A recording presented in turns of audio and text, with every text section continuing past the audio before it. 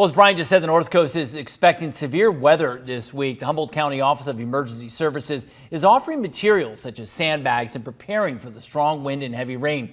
The Northstate's News' Rudy Aguado has more on how you can best be prepared.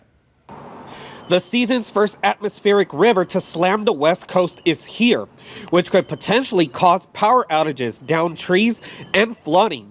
Ryan Derby, the Emergency Services Program Manager for Humboldt County, explains how best to be prepared. Some significant steps that residents can take to prepare are avoiding travel. If they don't have to be on the road, stay off the road. And during the high wind event, making sure that they stay indoors away from their windows to make sure that they're not putting themselves at risk from falling debris or other hazards associated with the wind.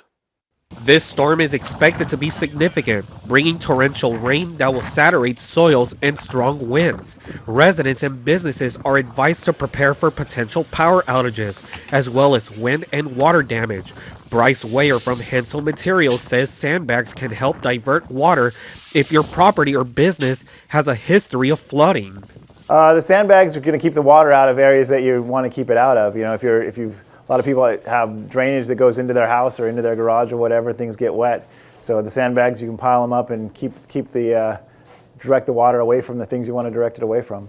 The heavy rainfall is also expected to cause flooding of small creeks and streams, with the potential for urban flooding and minor to moderate flooding on some main stem rivers. Residents in flood-prone areas are advised to heed the warnings. We're recommending that they take some emergency preparedness steps, make sure they have a kit, have a place to go if there is a need to evacuate, though right now we're not anticipating that. And then really tuning into the National Weather Service forecast for the most up-to-date information on what's going to happen with the weather. In Eureka, Rudy Aguado, the Northstate's News.